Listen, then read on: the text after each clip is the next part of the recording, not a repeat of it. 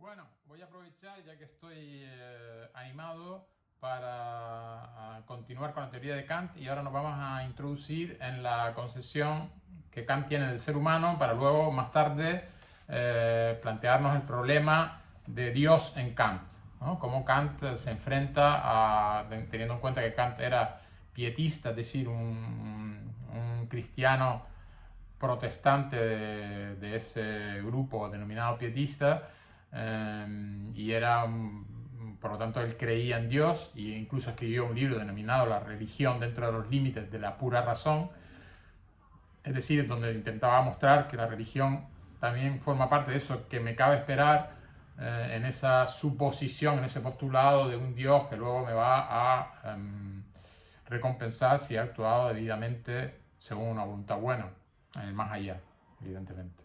Se puede creer racionalmente en eso. Lo que no se puede es imponer, por supuesto, la creencia en ningún Dios, ni enfadarte porque alguien diga algo sobre ese Dios o no digamos haga una caricatura para hacer una referencia un poco maliciosa a la religión islámica. Que no solamente la cristiana ha hecho grandes barbaridades, sino que la islámica también las ha hecho y las sigue haciendo.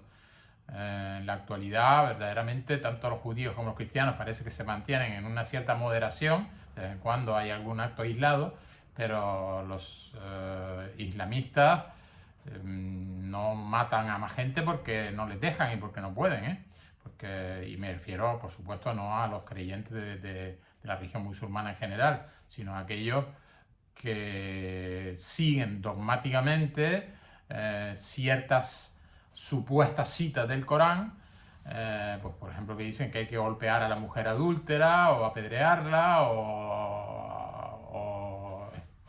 colgar de grúas a los homosexuales. Me parece un poco raro esto de que lo que hacía el Daesh, de que colgar de grúas a los homosexuales esté en el Corán, porque no existían ni grúas y difícilmente el Corán hablaba de homosexuales.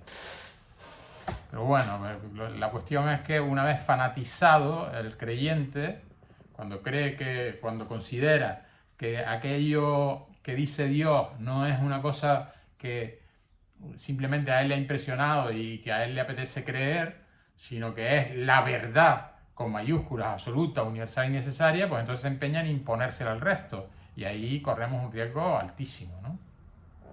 Bien, todo esto tiene que ver con la antropología de Kant. ¿Cómo somos los seres humanos? ¿Cómo podemos llegar a ser tan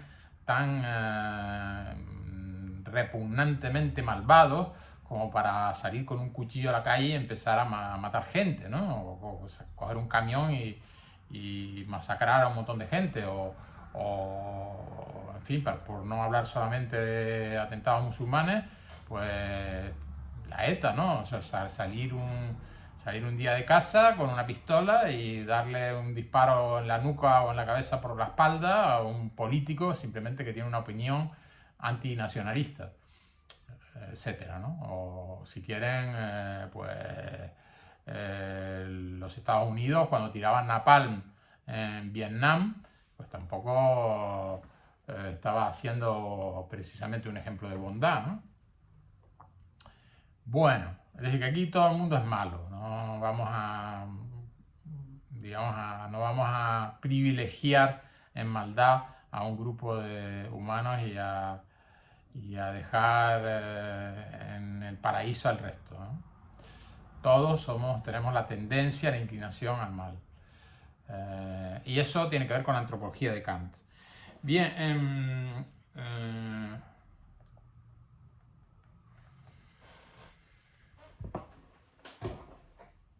iba a leer una página, como les decía, de la crítica de la razón práctica, que es interesante, pero creo que lo voy a dejar pendiente y me voy a concentrar en la lectura de los apuntes que ustedes tienen. Y en todo caso, si luego la fotocopio y la pongo en la página, la comentaré. Junto con el texto, por supuesto, no se preocupen, que comentaré el texto que es la ilustración, leyéndolo progresivamente, poco a poco, y explicando cada uno de los temas interesantes que ustedes pueden abordar en el comentario de texto, en la primera pregunta del examen de selectividad. También pondré apuntes sobre los conceptos fundamentales y también pondré unos apuntes, guías sobre las relaciones con otros autores. Más adelante, denme un poco de tiempo porque esto, como ven, es largo. Y a mí lo que me interesa sobre todo no es que ustedes aprueben el examen de selectividad o saquen muy buena nota, ya sé que a ustedes eso les interesa mucho, pero se dan cuenta, eso es un imperativo hipotético. Y yo quiero, ya que estoy explicando a Kant, ser lo más categórico posible. Es decir, lo interesante no es aprobar la selectividad. Es decir, si quieres aprobar la selectividad, estudia Kant. No, es que hay que estudiar a Kant, forzosamente. Porque eso es lo que dice mi ley universal interior y la tuya también. La de ustedes también. Lo dice. Hay que estudiar y hay que ilustrarse. Hay que dejar de ser cobarde. Hay que guiarse por la propia razón. Y para eso hay que criticar a la razón consigo misma. Es decir, a partir de sí misma, ¿no? Con un genitivo tanto subjetivo como objetivo, ¿no? Es decir, que la razón se critica, es el sujeto que critica, ¿no? Crítica de la razón, quiere decir que la razón es el sujeto que va a criticar algo y también es el objeto de la crítica, porque el de, el genitivo, que viene introducido por la partícula de, pues puede significar bien que la razón sea la que critica algo, ¿no? Bien, perdón, que la crítica venga de otro sitio y critique a la razón, o bien que la crítica venga de la razón, ¿ves? Entonces son las dos cosas las que en Kant funcionan. Un genitivo tanto subjetivo como objetivo. Crítica de la razón, pero no desde fuera, desde Dios o de la tradición, sino crítica de la razón a partir de la razón misma, del autoexamen de la razón misma. Bien, entonces decía que en este pequeño videoclip, que espero que no pase 10 minutos, vamos a hablar de la antropología de Kant, que es relativamente sencilla si han entendido el resto de cosas que he explicado. La tendencia natural a la metafísica, que el humano inevitablemente tiene en tanto que ser racional, de la que hemos hablado ya muchas veces, y que le impulsa, en aquella famosa frase, se vuelve siempre a ella como con una amada o amado con el que se ha tenido una desavenencia, y que le impulsa más allá de la experiencia, esa tentación a la metafísica, buscando entidades supersensibles que reflejen lo incondicionado, lo absoluto, lo que no depende de otra cosa, es un problema que debe ser afrontado con una crítica de la razón que ponga límites a las pretensiones del conocimiento, como ha hecho la crítica de la razón dura, como ha hecho la crítica de la razón pura. Sin crítica, la razón cae en la ilusión trascendental de afirmar dogmáticamente la existencia de entidades como Dios, el alma o el mundo como un todo, que son incognoscibles y que provocan disputas y fanatismo, de lo que ya hemos hablado antes, ¿no? Esto es especialmente importante en la época de Kant, pues el hombre, como dice en respuesta a la pregunta ¿qué es la ilustración?, como dice Kant en esa obra, ¿qué es la ilustración?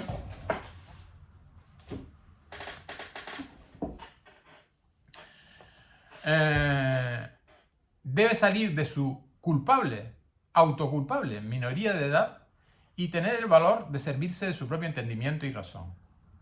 La libertad de expresión y pensamiento que la ilustración requiere para que el humano pueda desarrollar su potencia racional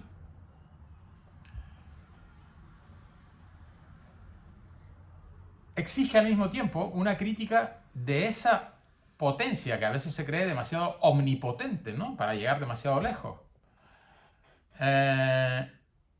Esa tendencia metafísica expresa también una dimensión humana que escapa al conocimiento o razón teórica, mostrando que el hombre no es solo un cuerpo más en la naturaleza. En cierto modo, el hombre puede acceder al noumeno, de esta manera de percibir nuestra experiencia interior de la libertad, etcétera, o de la belleza, ¿no? En cierto modo, el hombre puede acceder al noumeno, aunque no sea cognitivamente, aunque no sea teóricamente.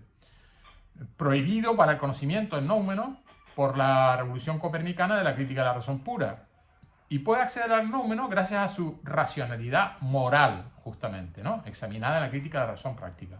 Pero además de ese problema que la crítica de la razón pura pretende resolver, hay un conflicto aún más difícil de solventar en la naturaleza humana y que tiene que ver precisamente con dos dimensiones que lo constituyen si tenemos en cuenta la distinción entre fenómeno, aquello que puede percibir la sensibilidad, y noumeno, aquello que no puede percibir la sensibilidad, pero puede ser pensado, ¿no?